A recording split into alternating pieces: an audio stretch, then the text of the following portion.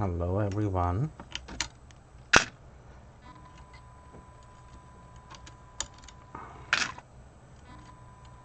I am going ahead and swapping cylinders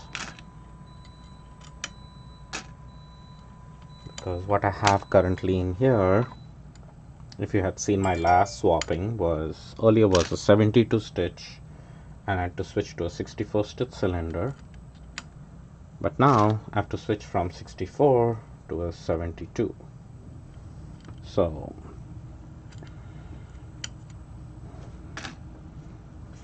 I hope to at least get started on these socks for Leslie. I think there was six socks.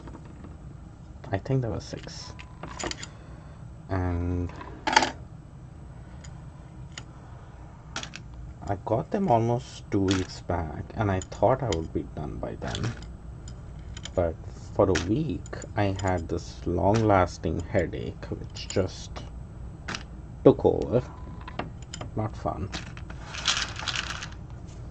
And so I have put all my needles in there, and I'm also going to add a few drops of oil in there, so that'll oil them and have them ready. Yes, Leslie, especially for you. Finally happening, right? What am I missing here? Okay.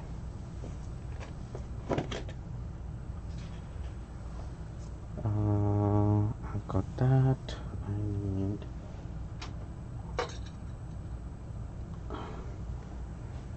So yeah, I'm sorry it took longer than I thought.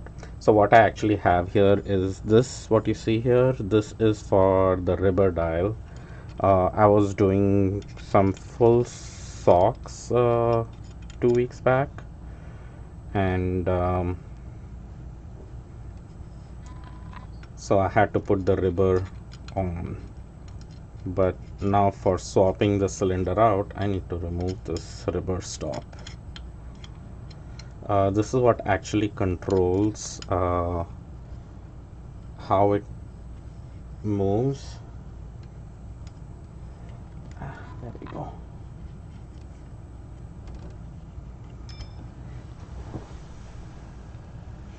Allen keys are so fiddly.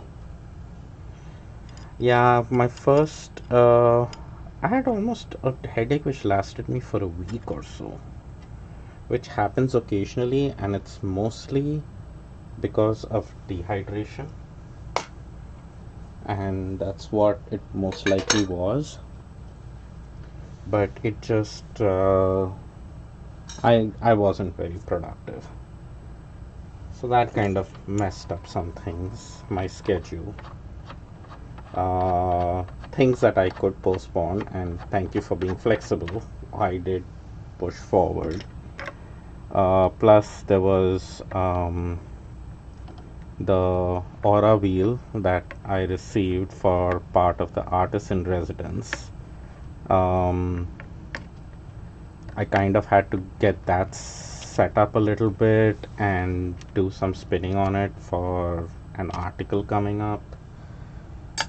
So I had to work on that, and there was just things to be done. And so I'm glad you were not in a super rush to get this. Okay, I thought I removed the screw. Oh, there's one more. Duh. I should know by now that there are 2 screws holding this cylinder in place, which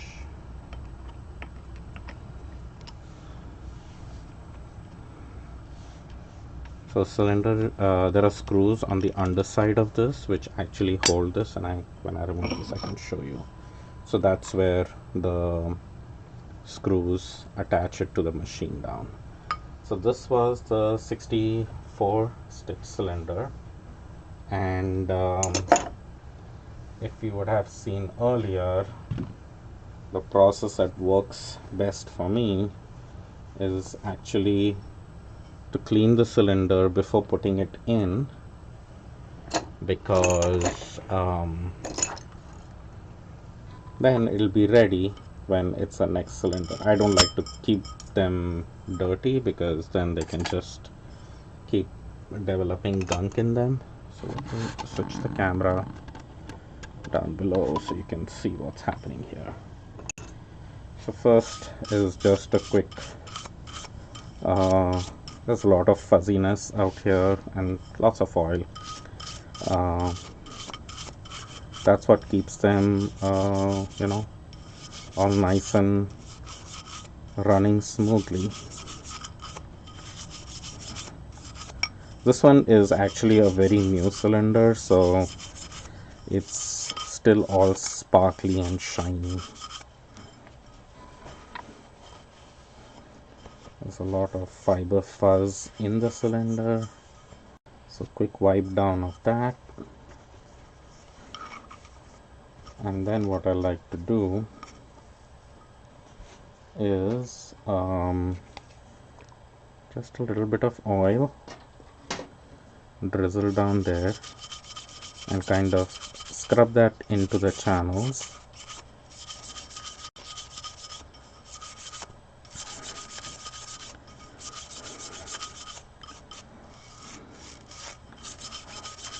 So every time I swap cylinders, I kind of have to do that because now the 72 stitch cylinder that I'm going to put on, I will not need to do any of this because I had already cleaned that before putting it in.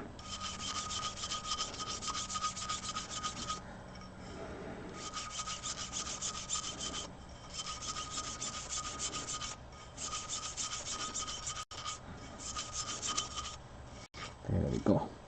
So that's all that's needed. And after that, I just give a good wipe over.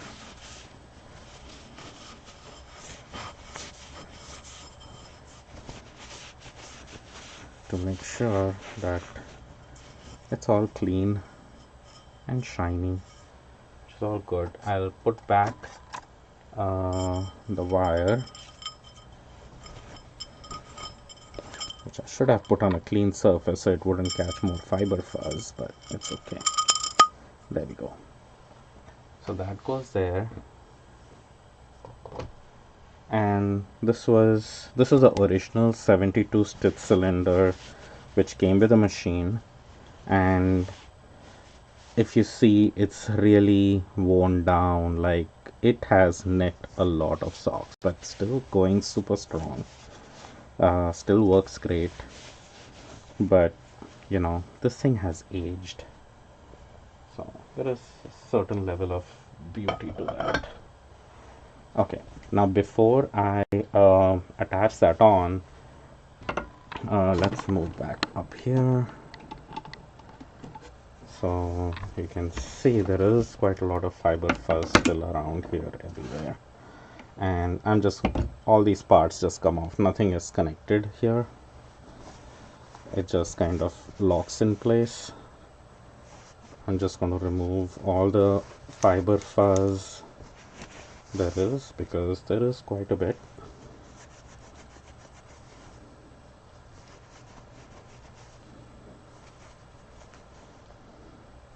And I know many people don't go through this process of cleaning their machines so thoroughly. I know I still follow some of the forums and stuff, but I still, you know, occasionally I'll see those posts that, oh, I'm having trouble with my machine, and usually the answer is just, when was the last time you cleaned it? And that's where usually the issues are. There's just some fiber fuzz connected somewhere which is not making the needles move smoothly up and down, or something of that sort. So let's remove this, any fiber fuzz here.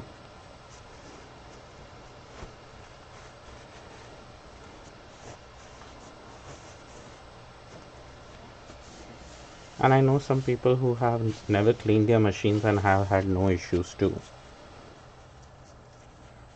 Yes, it is a very mechanical process, and you kind of do have to take care of these machines. See, this is from the early 1900s, and this particular machine has knit a lot of socks, so it was well cared of.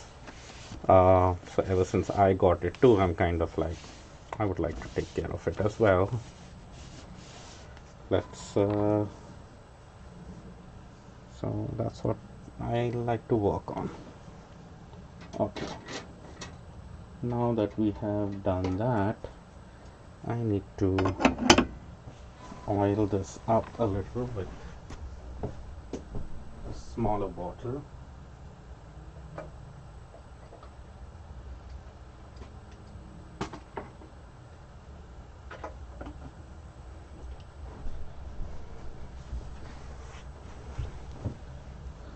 So yeah, this one contains just the right amount of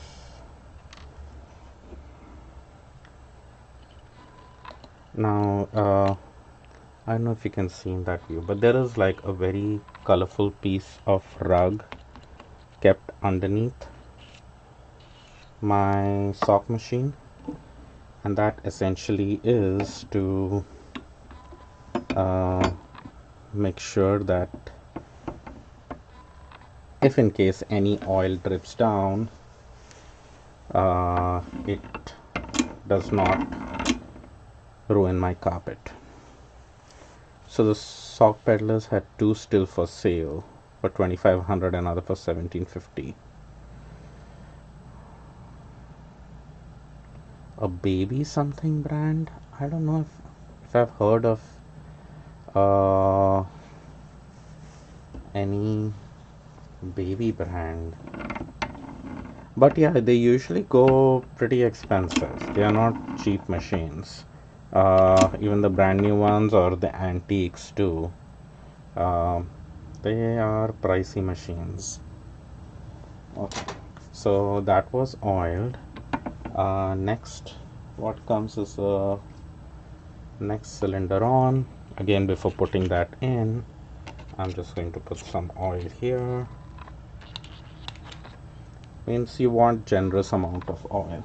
Oh, bumblebee, yes. Yeah, so the bumblebee, I think that is like a much bigger cylinder. Like, I think it has a different diameter or something. I know it's yellow in color, which is one of the reasons why it's called a bumblebee. But those are fairly new machines, so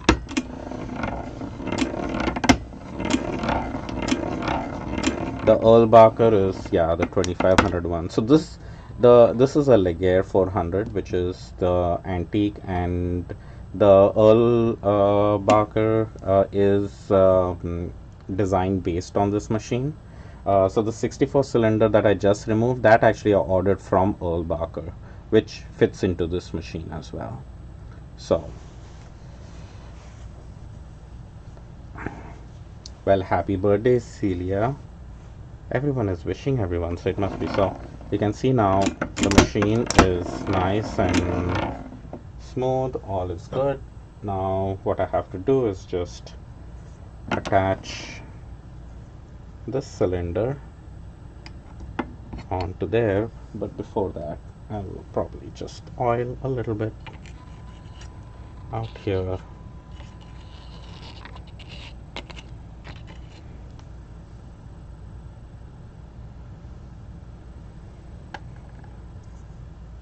Wherever you feel that there are going to be moving parts, go ahead and oil is what my recommendation is.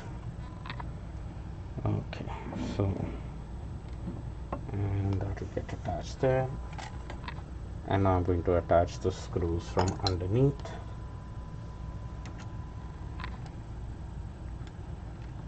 That would have successfully swapped out the cylinders, but then we also want to put the needles in.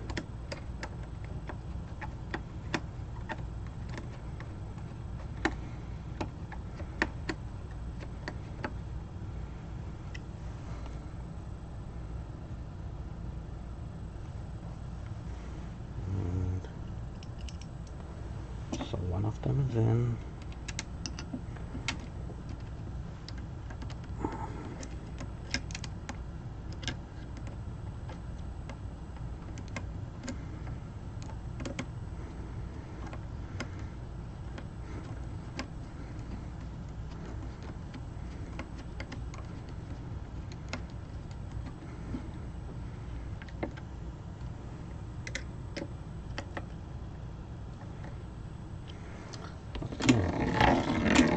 There, new cylinder in place. Now, after putting the cylinder, the next thing that comes is the needles. So the first needle that goes in needs a little help by moving the spring out, and then you can put the needle in, and then after that you can just pull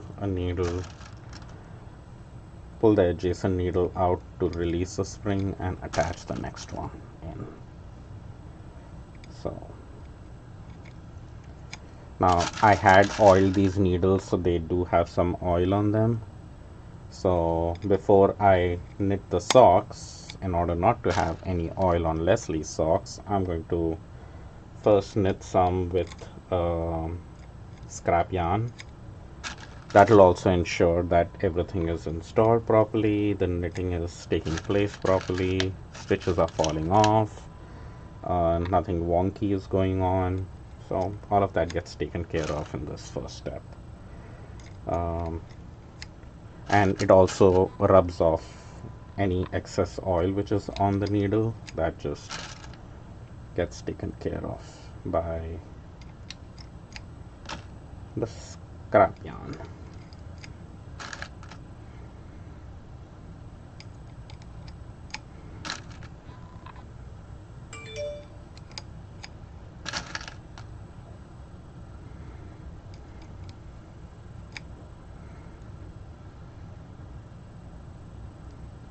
So the knitting part of the sock or the tube is usually pretty fast. It's always the setup and everything which takes the longest time. And especially if you're using the machine for the first time, there is quite a bit of learning curve involved with stitch sizes and the tension and how the yarn should flow and how the stitches are formed and all of that. But once you get that part, it's not too bad.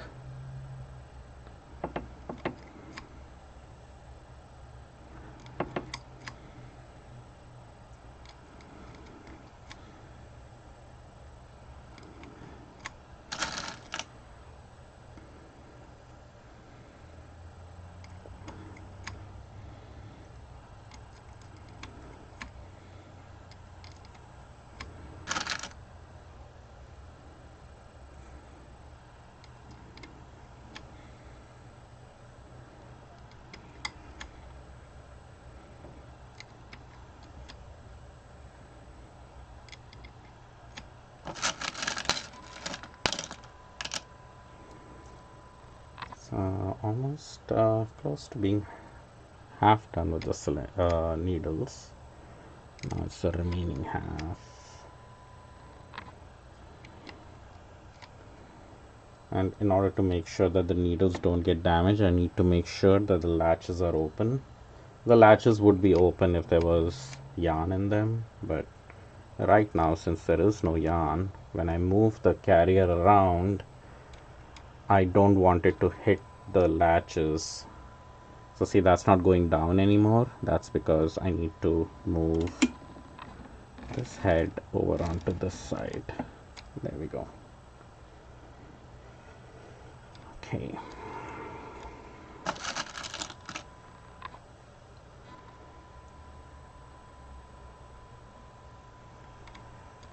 And even when I'm placing the needles, I'm kind of wiping them, making sure that they're nice and smooth. The latches are opening easily and there is no fiber fluff stuck in them, because if there is, the stitches are not going to form properly.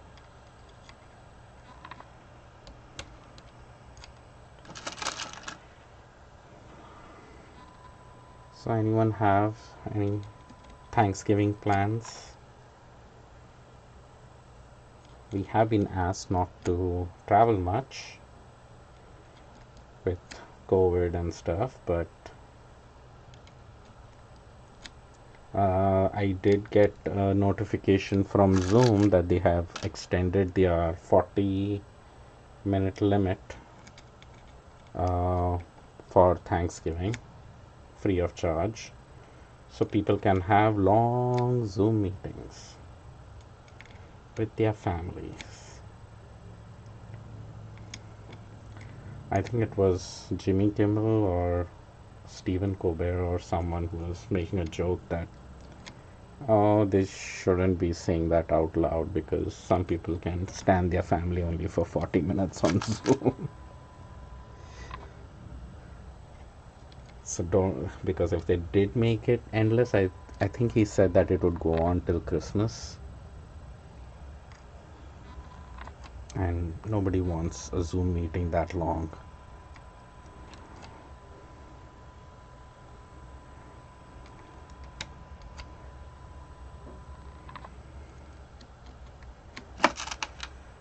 Okay, look at the amount of oil in my hands. Shiny.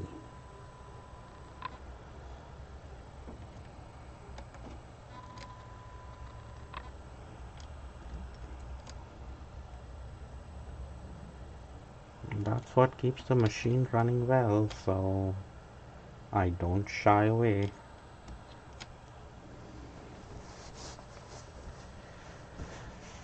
You picked up takeout vegan dinner today. You're going to be knitting, that's good. Reoccupying your yarn room, moving all your stuff back in and organizing it, that sounds good. Going nowhere but making all the sides, oh, that's fun. 5 of us, 2 separate households. Dropping food for your brother and his girlfriend, that's nice. 6-hour virtual meetings are long enough, you bet. Oh, Charles, by the way, I forgot to message you. Remember that small dish that you had asked me to glaze in the honey with the red wash and the black background? That did come out really nice. I didn't message you because I haven't taken a picture of it yet. So I need to send you a picture of that. And I also have your woven mug set aside.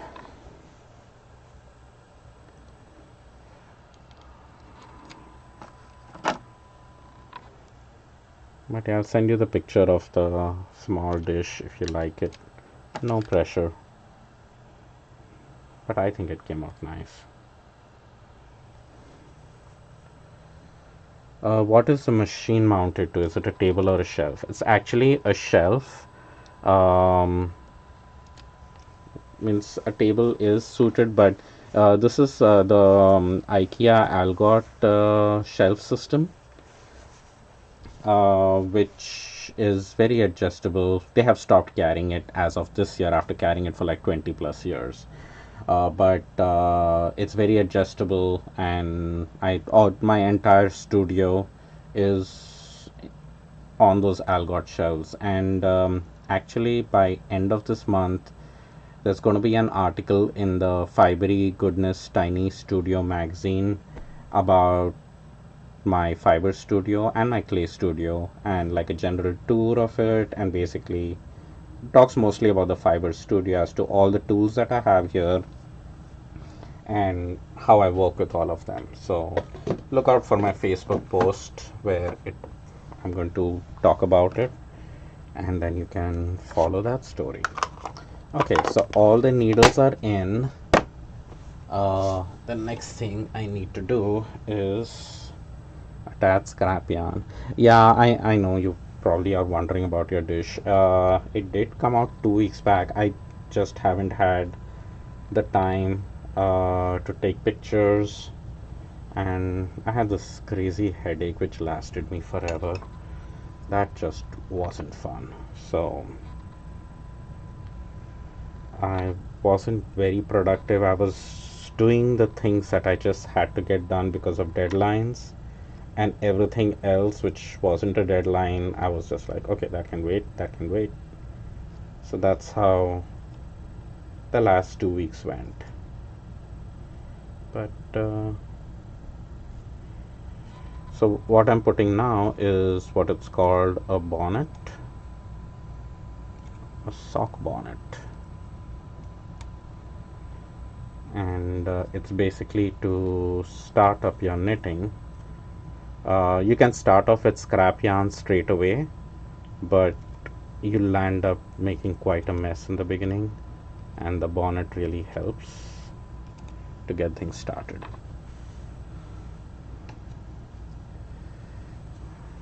Yeah, I will post it. I think I can share certain things, but the entire article, it's a subscription magazine. So you can read some things about it, but I think the majority of it, you need to pay a subscription, but you will at least get to see pictures and some of the main highlights. So that's something for everyone. Oh, 6 hours is how long I'm connected, going between teaching groups. Yeah, I feel bad about for teachers who have to, you know, go through a whole lot of other crazy stuff.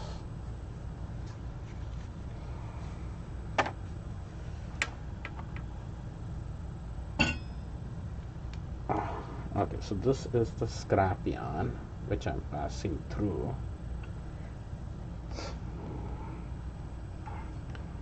So I still have some more stitches of the bonnet out here to put on, but I'm going to start this. So my yarn carrier is on the other side, and I can then hook up these stitches on. There we go.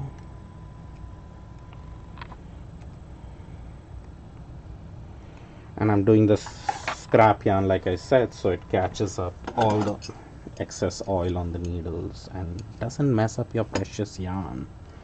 And even if there is any how often do I oil the big crank gear area? You mean this big one here? This one I crank a lot less often, not that often like I crank all of this, because it has bigger gears and everything. It doesn't get gunked up with fiber as much. So every now and then, yeah, I will even clean that up, but I do remove the fiber first. Like I did remove it from the big gears out here. I didn't oil this. That doesn't need much oiling. I do sometimes oil the actual cylinder here, so I will put some oil here on the inside of it. Yeah, this is all sealed, so not there, but on through the inside. So I do that, but again, that doesn't need that much oil. So I'm going to go ahead and hang some weight underneath. You can see that. So that's the weight that is hanging down below, and that's the colorful carpet to catch any oil drips. Okay, so nice and smooth.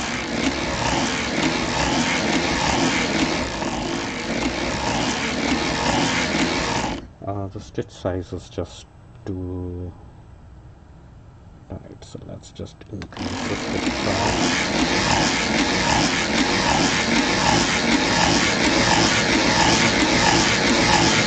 There we go.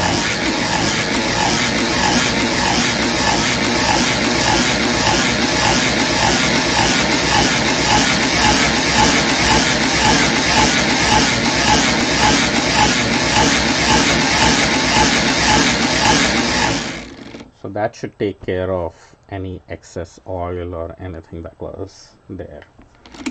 So what I'm going to do now is I actually first want to check what stitch size I'm on, and maybe I will at least crank one tube. Leslie, are you still here? Only if you're here I will do it, otherwise I will postpone it further. No, that's not the case. So I have several of her yarns. Um,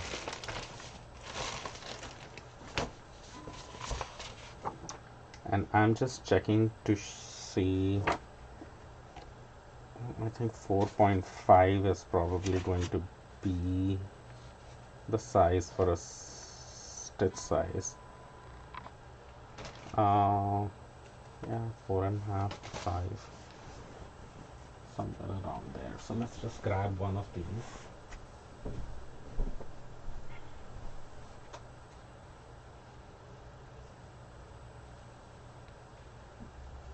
Okay, I will.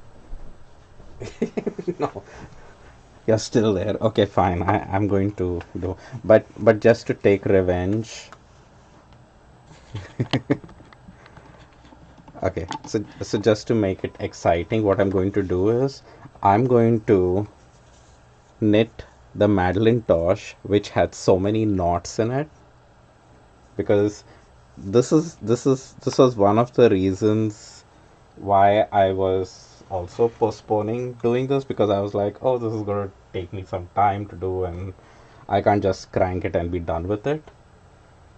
So I'll do it while you are online. Oh, and I have the settings for it too, so it's 4.75. So let me do that. 0, 1, 2, 3, 4.5, and 4.75. Okay. Make you suffer with me.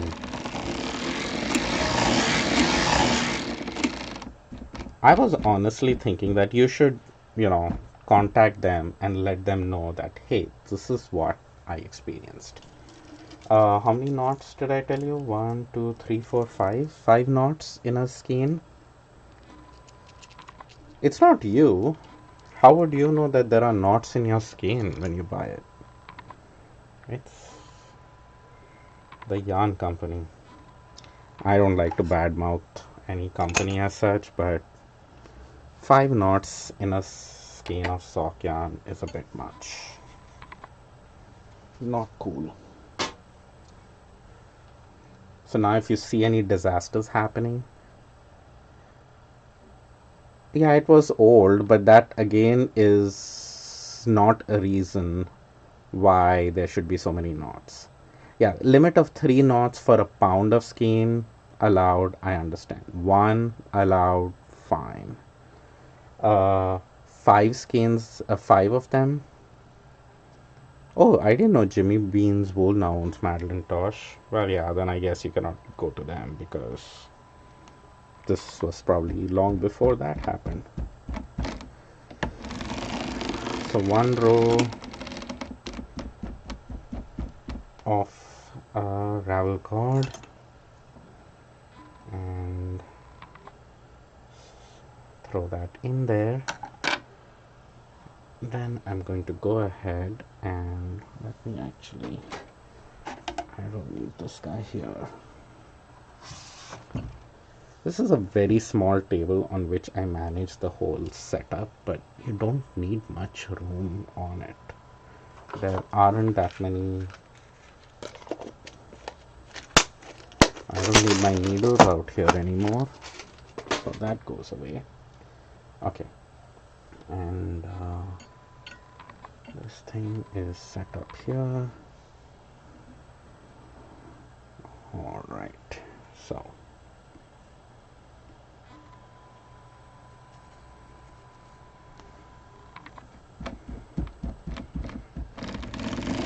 a few rows of scrap yarn.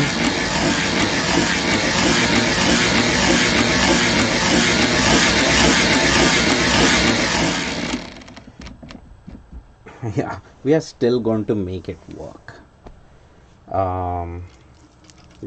Even if there were way too many knots, and what I do is like a 4 Russian join, so hopefully that will be fine. And you usually cannot tell. I have received sock yarn earlier with knots, but usually there's one knot, not five. But you cannot tell where that knot is. So we shall work towards that, and I'll show you how I do it. Means if you look for it, yes, you can tell where it is, but if you're wearing a sock, I don't think you can.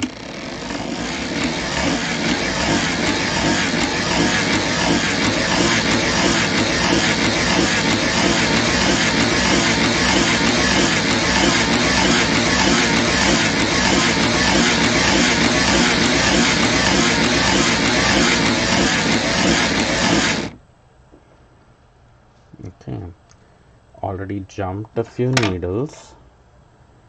Felt something was off, so let's go ahead and re-knit those. There are just 2 stitches out here, so that happens occasionally.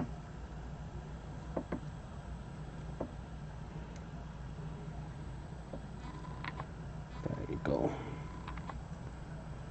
And it usually happens when I'm going a little faster than I should, so that's a good indication. And it's also when, you know, you can see how that yarn is twisting up. That's another reason why that can happen. The flow of the yarn needs to be just perfect.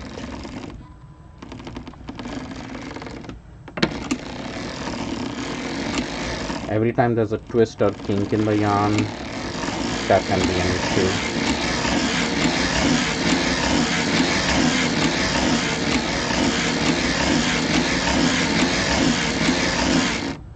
Okay, I'm almost at the end of this cone, and since I like to do the joints on this side because it's more accessible to me, I will have to cut a little bit of this yarn off. And what I do is basically make a loop here and pass that yarn down below, and let's make it slightly longer. There we go. And knit 1 or 2 stitches, so the end of that is caught. We bring over our next skein, and I pass this through the loop here, and I hold that a little bit at a tension out here, so there'll be, you know, few stitches out here which are going to have double the yarn, and that's how it stays intact.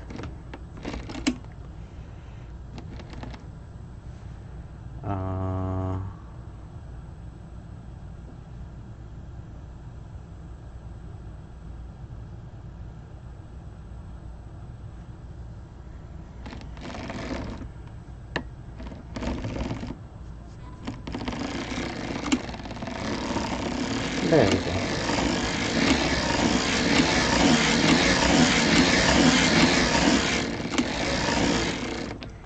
Time to move the weight up. Well, thank you, Melanie. You have a great Thanksgiving as well.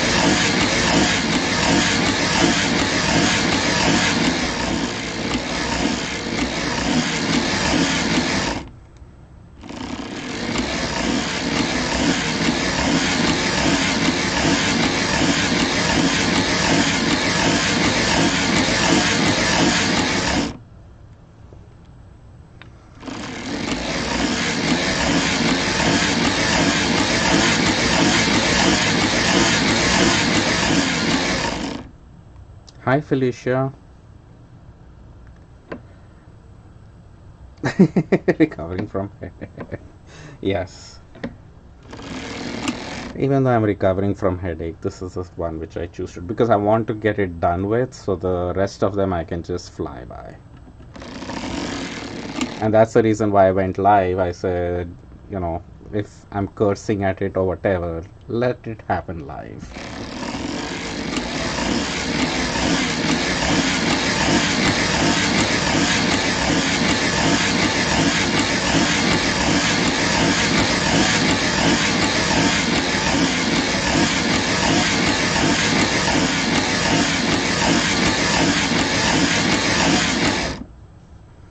Okay, weight has reached down below.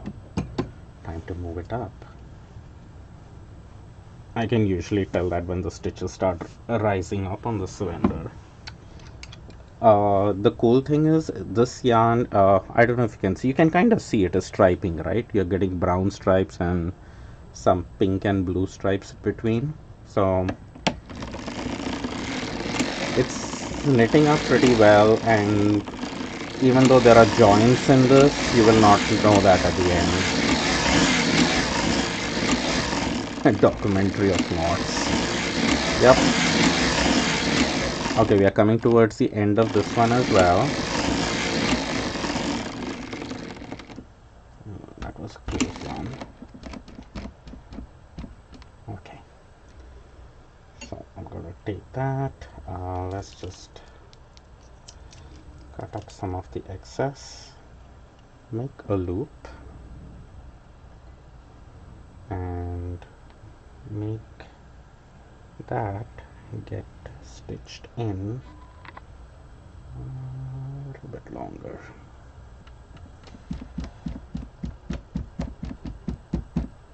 There. As long as it caught up in 2-3 stitches. So you'll be able to make out from the end out there, but I'm going to cut that off as well. So it will really be invisible. Just look at that. That just that much. I'm knitting every bit of the yarn that I got, so you will not have any loss in a tube. And of course, if it was somebody else which had sent me a skein with that many knots, I would be like, okay, no, I'm not going to knit this. But Leslie is special, so I've just looped that with the new yarn, so that kind of becomes like the Russian join. And there we go. And the new yarn is in.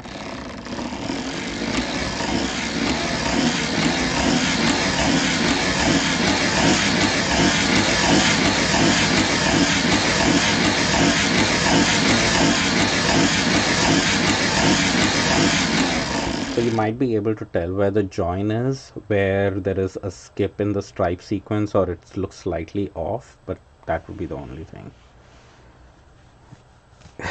I'm awesome that way. Now, I am sending this back to you, but I'm sending it as a tube. Yes, Leslie is special. I think there was something with the very first skein as well that I wound up. And there was something very funky about it. Then this was the second one I picked out, and there were like 5 knots in it. And I'm going like, oh, this is, Leslie has sent me some wonderful yarns out here.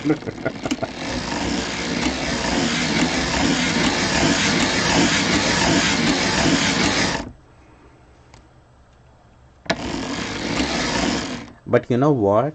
This is a perfect way to have these yarns which have been sitting in your stash forever, which now you don't care about knitting, but you would still like a tube with it. And once you get the tube, just knitting the rest of the sock is going to be pretty easy and quick, and you don't have to spend your time. Imagine if you're hand knitting this and you came across 5 knots while hand knitting it. It would be very annoying. And you can see for me it's a quick solution to fix it, so it's not that big a deal.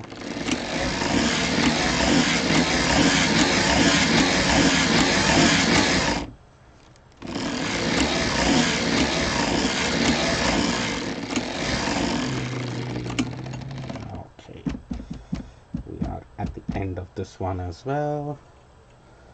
Let's cut up some of the excess and loop it through. So there is my loop, and I'm going to hold that up and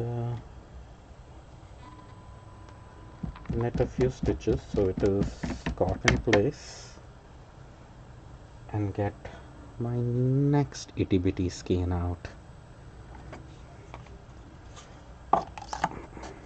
Yeah, and I have knit with a lot of Madeline Tosh as well. Of course I get all the troublemakers. And I have not had any issues really with Madeline Tosh knots like this. And this was very peculiar because it's not like, sometimes there is a knot in a skein, which could be, just a knot in the skein, which the yarn dyer did not realize. So you would see that there is a white spot which got undyed because, there was a knot in it. This wasn't like that. The knots were dyed all the way through. So it was almost like they were dyed and then there were knots were tied to complete the whole yarn. Yep, and I even sent pictures of the 5 knots to Leslie. I'm like, what do you want me to do about this? Were my thoughts. Okay, so that one is looped through. I just have to go a little slow because the yarn is now thicker, right? It's 2 strands long, and you see it has a little trouble falling down. So the first row I do a little carefully, making sure I don't drop the stitches. Now if I drop all the stitches and my sock falls down and the weight hits my foot, then I will be cursing loudly. After this cone there is only one last one left, so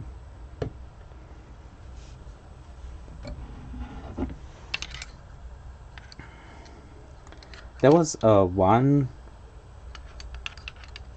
yarn that I received which was worse than this, but that was knots. That was a very, very old skein someone sent me, and it was eaten up. It was,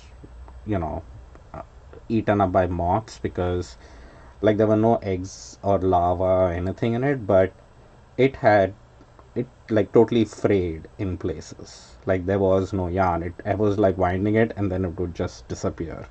And like, yeah, the moths had totally eaten it up. And I think after I encountered like 7 breaks in it and I had not even gone through 50% of that skein, I emailed the person. I said, okay, this is a situation, I'm throwing this yarn away. I'll give you your money back, or I can send this yarn back to you if you like, as it is. She's like, yes, please throw it away. So that happens.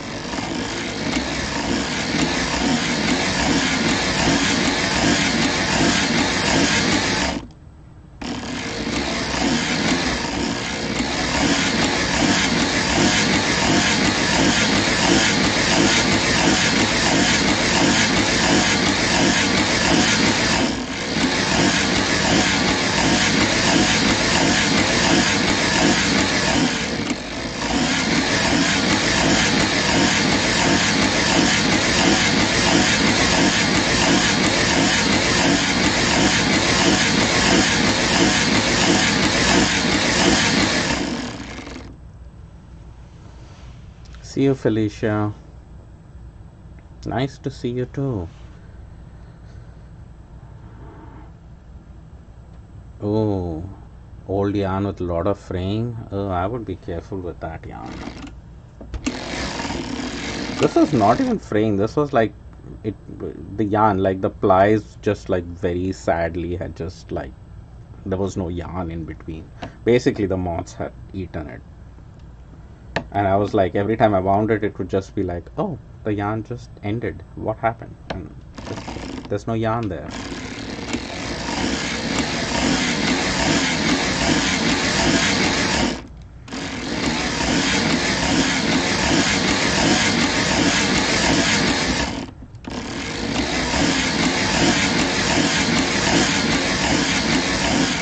So one important part of this process is actually winding the yarn on the cones, because you get to know, if there was a knot in the yarn while I was knitting this, that would be a lot more worse. Like if I was knitting on the sock machine, because it would just get caught and it would snap and the entire sock would fall off the needles. Means it's still not the end of the world, but if my foot is under that weight, I would get hurt badly. So I keep my feet away just in case that happens. But that's the reason why I, wind my cones very carefully to make sure there are no knots. I don't, once I'm knitting on this, I don't want to deal with knots anymore. Like, I can deal with the breaks and joining them up, but I don't want to see a knot while I'm knitting this.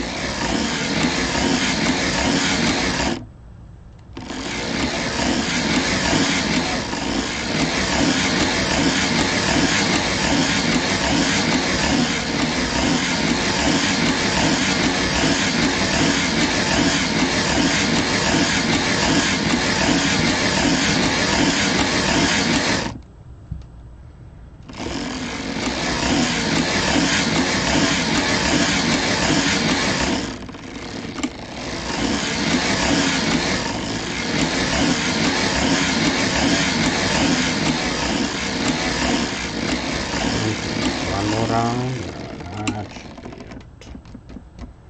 Okay, and then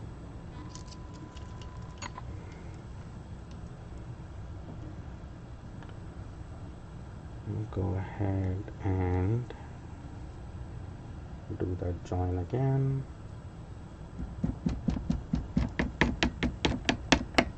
So this essentially is a Russian join. In a Russian join, you kind of stitch it through the yarn.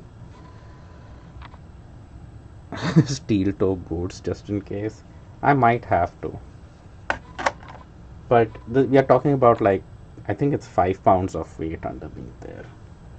It falling sharply on a steel toe boot could also hurt. But I keep my feet on the side of the cylinder. So,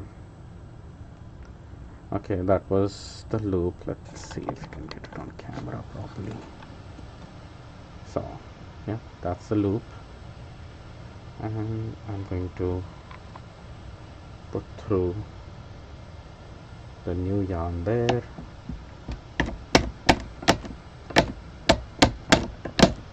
Moving slowly.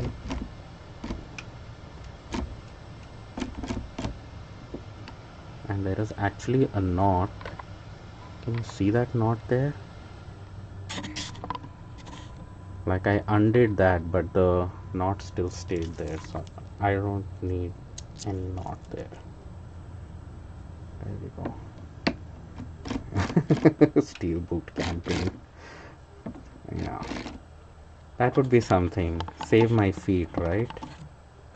So let's move this back here. There you go. You can still see everything, right? Okay.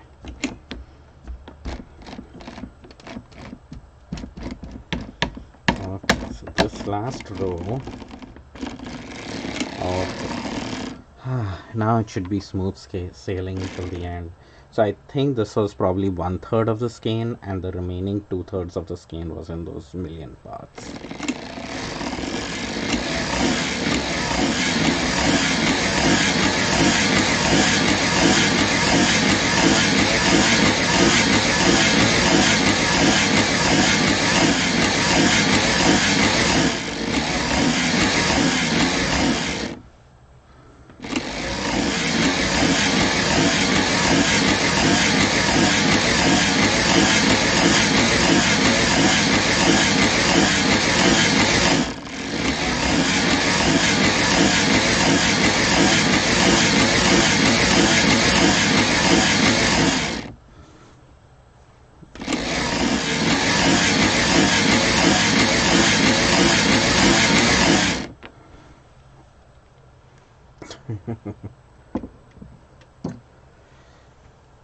Not a knot, yes. We definitely don't want a knot.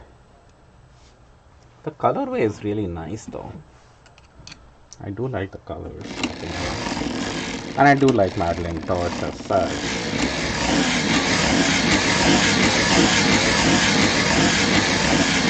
But I know they were under some controversy some time back.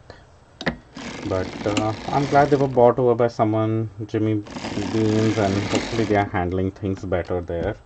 And hopefully there are no more knots in the yarn.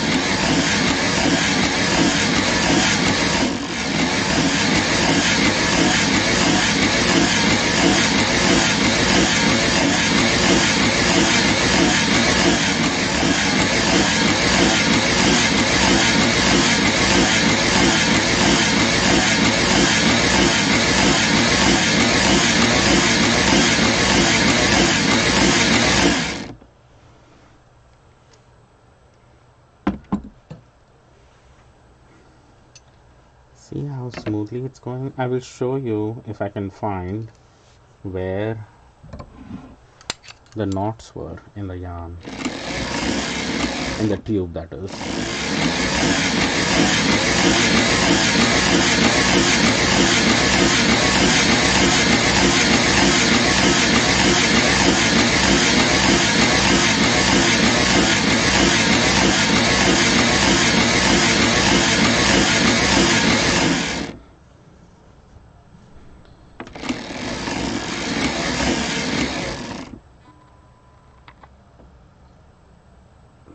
The sale of Madeline Tosh. Leslie, would you have purchased it?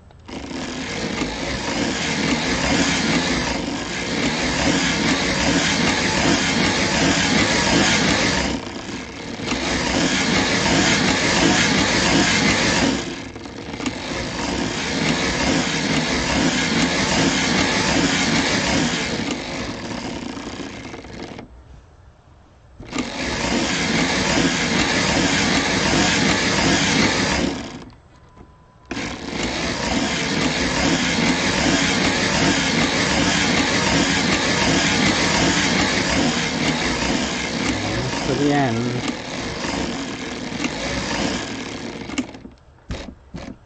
Okay. Finally, and the sock did not kill me. Isn't that amazing? So I'm going to end this with scrap yarn. The color of my scrap yarn matches actually, but it's quite different that you'll be able, it's easy to pull out stitches from.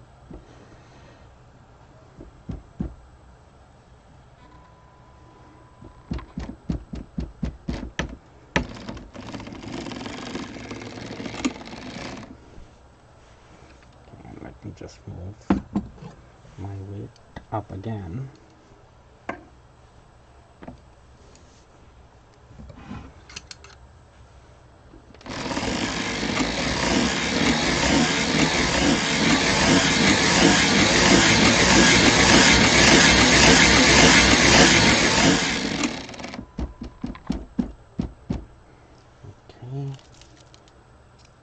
So that was for this, and then I'm going to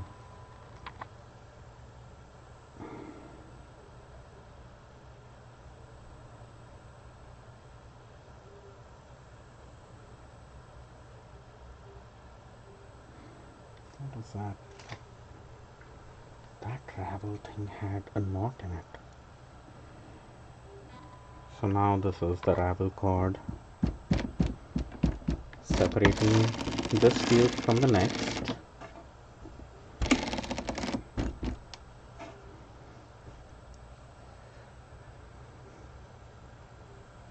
I'm glad you like it, Leslie.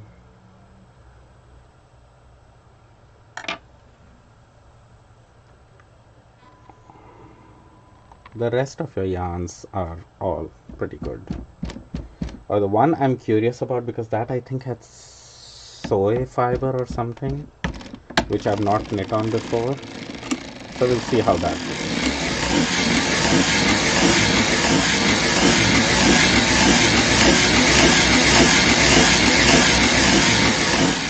Okay, so this is now ready for the next sock.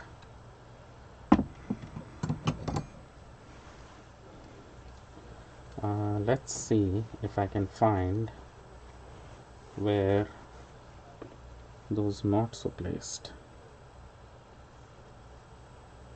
Okay.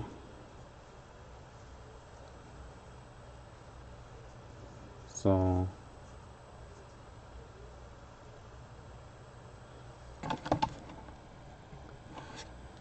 you see this row. Let's see if it focuses. You can see that blurb, that's the end. That I'm going to pull inside, so you won't see it on the outside. But basically, this is the row. It's a little thicker, it has double yarns in it, but that much length has double yarn, but you cannot visually see it. And you can feel it only if you're really trying to feel it. By feel, I will probably not get to know. I kind of need to look at the little bit of yarn that's poking out here, which tells me that, oh, there was a join there. But that I'm going to pull on the inside. So after a few washes, even that will all disappear. Now I cannot even tell. Okay, here, there is one here somewhere. I can feel it a little bit, but I cannot tell where it is. It's somewhere here.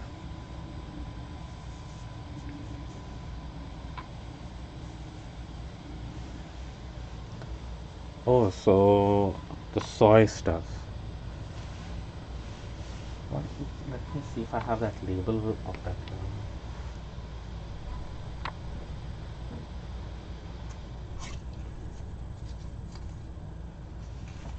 Yes. Tofutsis.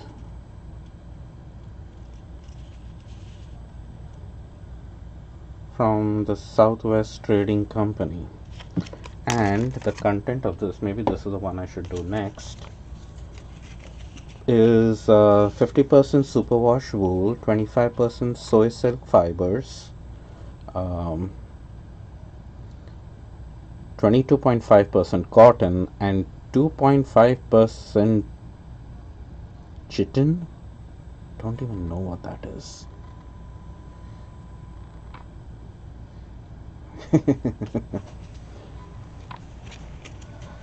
Well, I'm glad she remembers, and it's I have the label, so you know those will go out with your socks as well, so you will have a record of it as well, so not to worry. But this is the one which, when I think I'd messaged you,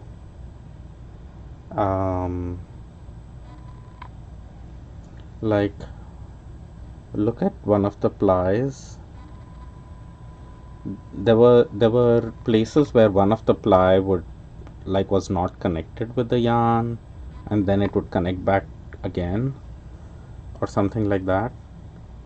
So I don't know why that was.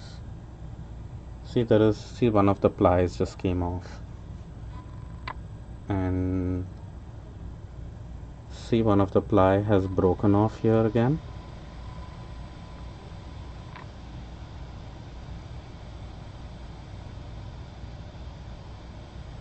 So it's not just like, I don't think the fiber is blended in this. I think it's almost like one ply is of the silk and one ply is of something else and one ply is of the cotton or something, because it's a multiple plied yarn, but it has these different things happening, and one of these plies is not a very strong one. I don't know if it's the wool one. I cannot tell from the feel of it which one it is. But see, it's the one that's broken out here. But I didn't see many breaks of it, and again, it's like a break in one of the plies, So let's just do this now. Let's start at a fresh point here and at least get started on this.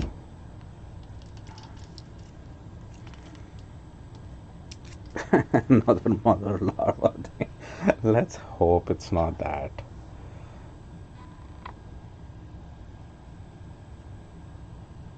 I don't know. Maybe it did. Well, we'll find out. If my foot breaks,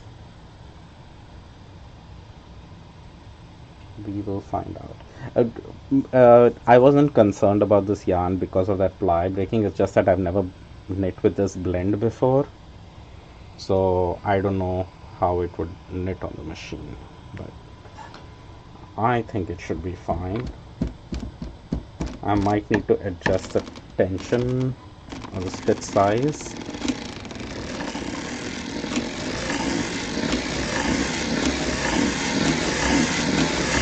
It's looking good.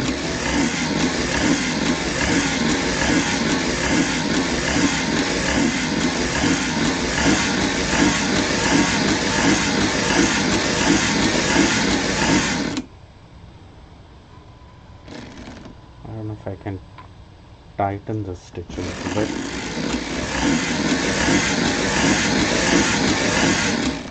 No, it doesn't like that. So let's switch back.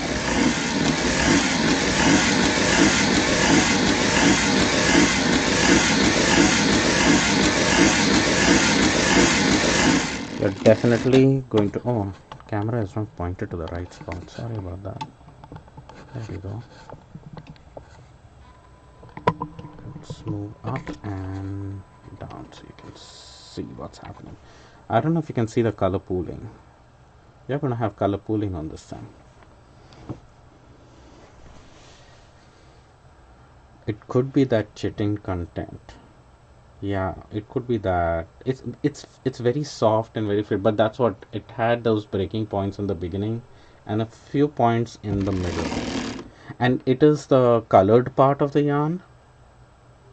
It's not the gray, so it's kind of like a multiple ply with few grays and two ply of the colored, and it's that two ply of the colored that was the broken one, like the blue and purple colors that you're seeing, blue, green and purple.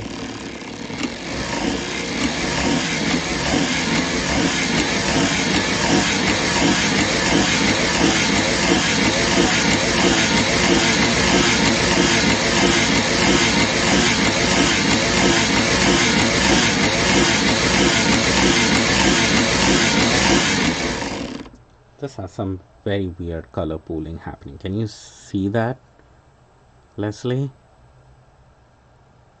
Oh, chitin is made from shrimp and crab shells. No wonder the moth like it.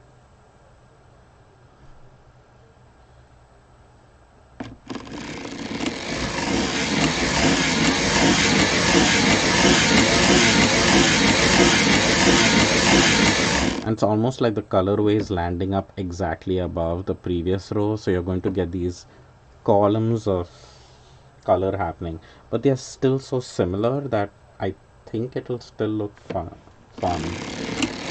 That's it. Some people absolutely hate any kind of pooling, but it's to be expected with hand-dyed yarns.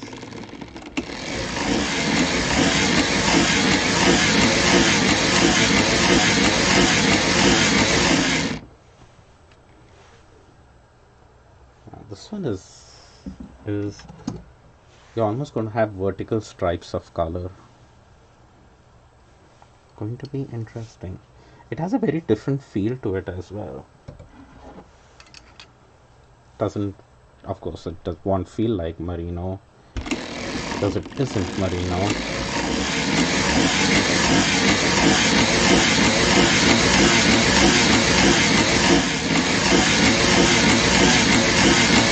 But it knits absolutely fine. There's not much adjustment I had to do in the tension or anything. It's knitting pretty smoothly, so that's a good sign. That's the thing I was more worried about.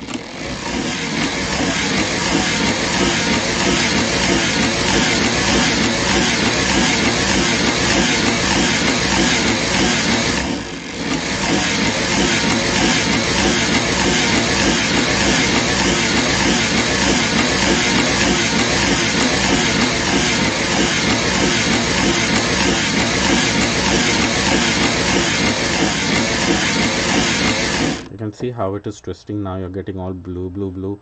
So it's going to have this very slow twist of color happening in it. I'm looking at the sock hanging down. This is going to be a very interesting tube.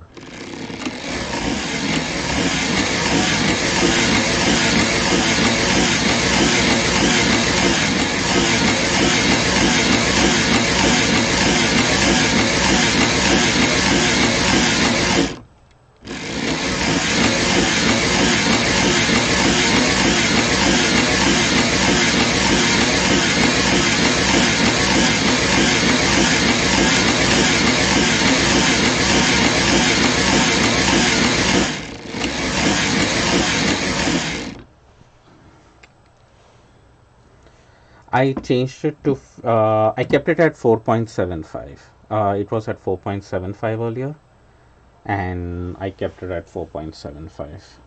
I thought I could get away with 5 and have a little tighter stitch because it was knitting quite smoothly. So I thought maybe my stitch size was too big. So I changed it to, when I change my setting to 5, I'm actually making the stitch size smaller, so it's a tighter stitch. And with that, what happened was the stitches were rising.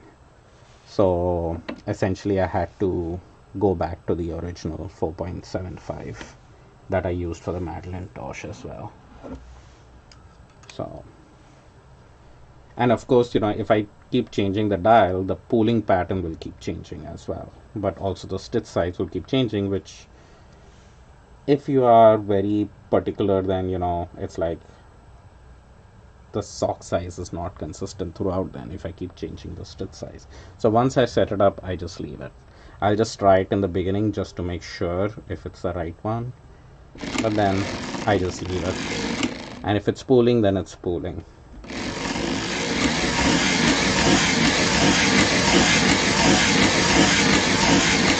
Because the interesting thing is that even if I change the stitch size and all, if it won't pull one way, it will pull in a different way. Yes, it did seem thinner, and that's the reason why I thought maybe I could do a smaller stitch size for this. But it's not just the yarn thickness when you're knitting on the machine that matters, it's also how easily the yarn slips in order to form a stitch. If there is some grabbiness to it, that sometimes a yarn can be really thin and you cannot go very tighter because it's grabby and it doesn't form a stitch easily. So since it does have 50% superwash wool, it's kind of still behaving very much like regular yarn, even though it is slightly skinny. So I didn't actually change anything, but it's actually, I really like the knit fabric. I will show this to you once I've finished knitting this. It's really cool. I kind of like barber pulled yarn like this even when I'm hand spinning. It makes a very interesting speckled effect, which you don't even get from speckled yarn. I like this kind of speckled effect actually a lot more. So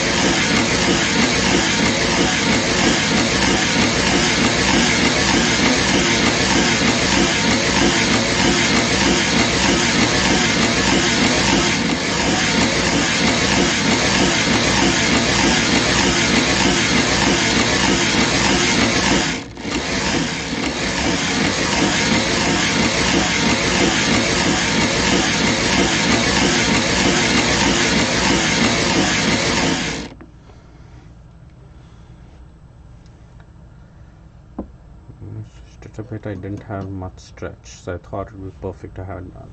Yeah, if it had that much, cotton and stuff other than wool, then maybe it didn't have that much stretch in it. But I have to tell you, I really like the way this is knitting out. It has a nice feel. It feels actually, it doesn't feel, it feels similar in softness, but it has like a nice bite to it in the final fabric. Um, Let me knit more so I can show you the final tube.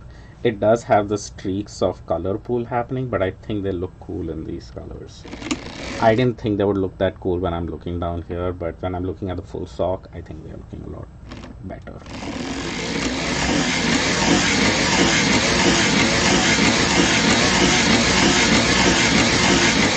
Plus, it doesn't matter how I think about it, right? It's your socks. You need to like them, Leslie.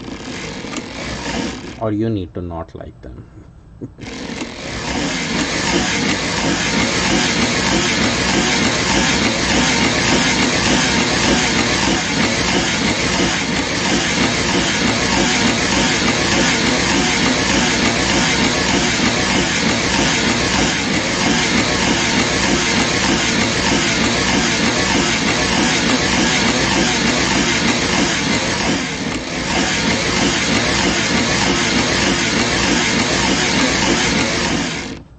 Some serious yardage, or maybe because there are no knots in it, it's going on forever.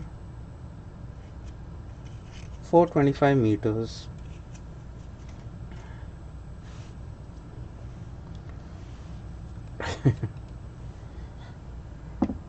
You should definitely pull it out and knit with it. I'll show you the results of this, and I think that would convince you to knit the sock.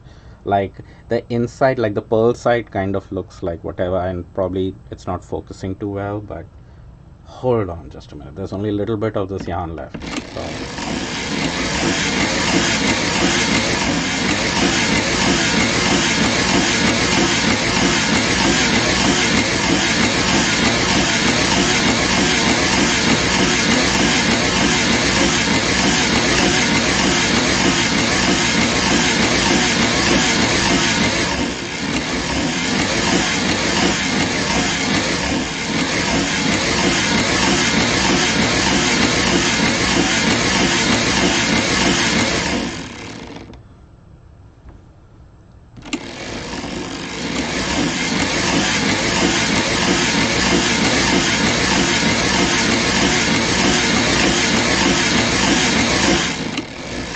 I see another spot where that darker color had broken, but the gray is intact, so it's not like, you know, a broken piece of yarn. It's just one of the ply is on the weaker side, but the other one, I think that's a soy silk or something, that must be pretty strong to hold together.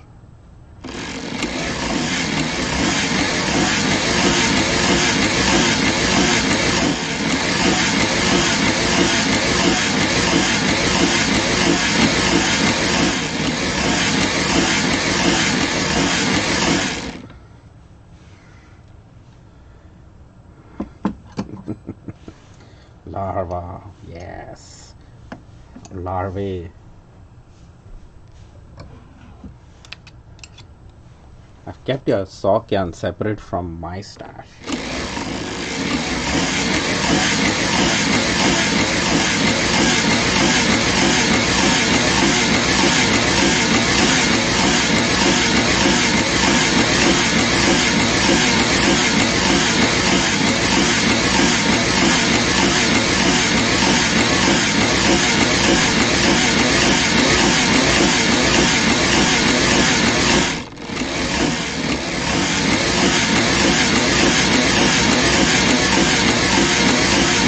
You remember for the Madeline Tosh I was knitting quite slowly. This one I can knit a lot faster too. There is some sleekness to the yarn too. I think it's a soy silk.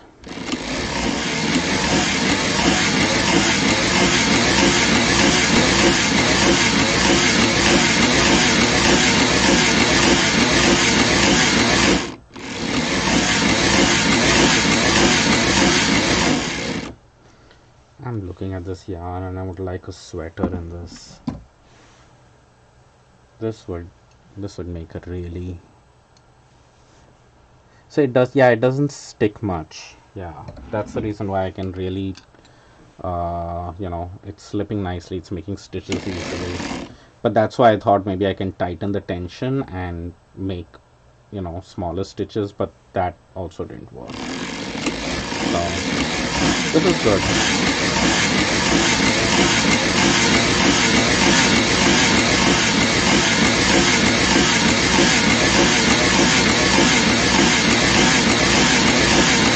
I'm liking the stitch definition of this a lot.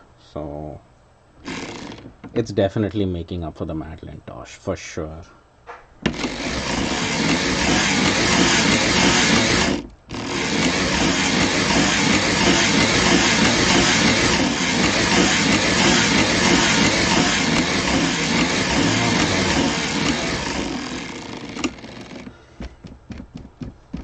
No knots. Isn't that nice? So let me push that through. Put the waist yarn in. Kind of like leave that set up so I'm ready for the next sock when I am. I'll take a break after this, but I want to show you this sock real quick.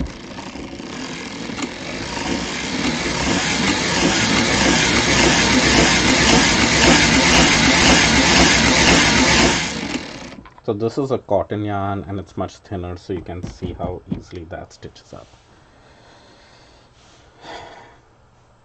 It is definitely entertaining because it's not the common thing that I'm doing every time. And because of that ply, I'm really liking it because the hand spun sweater that I knit for myself, I'd done the same thing. I always changed one color of the ply, so it gives a very speckled look to the resulting knit, which I really like. And many people don't like that barber pull look, and I have no idea why they are so against it, but I, and at the same time, people are crazy about speckled yarn, which I can be for or against it. It really depends. I have seen some speckled yarn that I received to knit as socks. I will not name the yarn company, but I started knitting the tube and it was speckling up beautifully. But the first half of the sock had a lot of speckles in it, and the rest half of it had absolutely like very obvious, 25% of the speckles than the rest of it. Like you could tell that it didn't have enough speckles. So the way it was speckled, half the yarn didn't even have the speckles on it. So you cannot make a matching. Well, it would still be matching, but it wouldn't be a matching pair.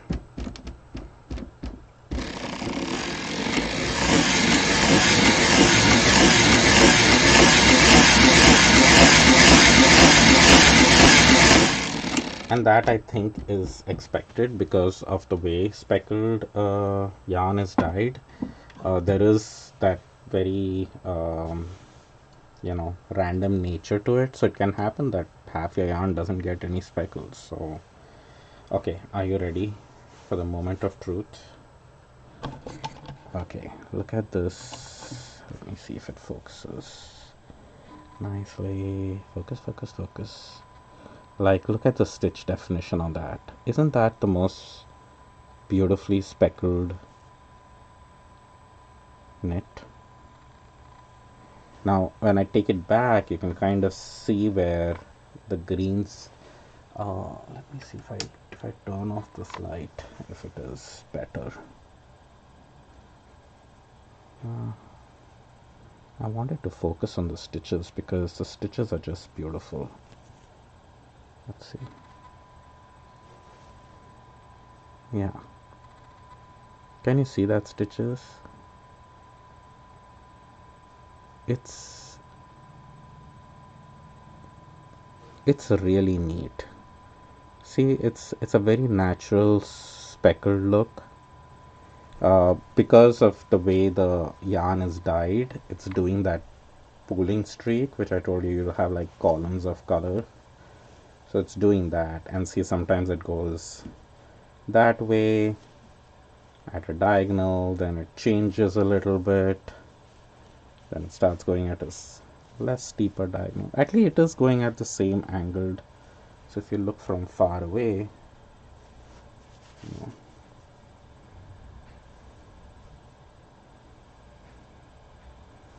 the colors are not super accurate because my light is either too much or not enough. But it's definitely it's a nice knit. I like this kind of speckled look. So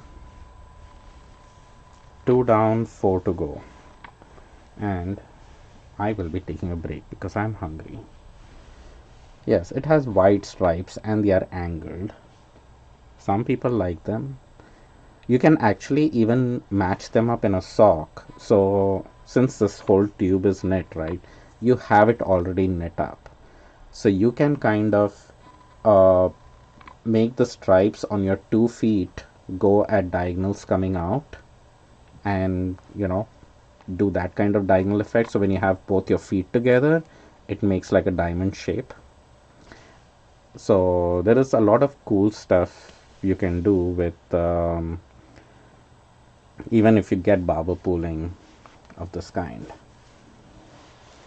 So you can take this end, and then if you look at the other end, I don't know if I can even show this here, but like the other sock, like if you knit both the socks like this, and they both will have stripes going this way, but you could kind of reverse the direction of this one this way and the other one going this way, so you can have the diamonds going in the other direction. So lots of fun stuff possible. Once you have tubes ready, it will be easy breezy to plan out your sock now. So have a happy Thanksgiving. Take care, everyone, and I shall see y'all next time. So hopefully if I get time tomorrow I should be able to knit up the rest of the 4 socks. So hopefully ship it out soon. You'll have plenty of Christmas homework to do then. Thank you, Leslie. Thank you, Celia. Thank you, Charles, who joined earlier. I don't know if you're still there, but thank you for joining in. And I will see y'all next time. Bye. Bye, Leslie.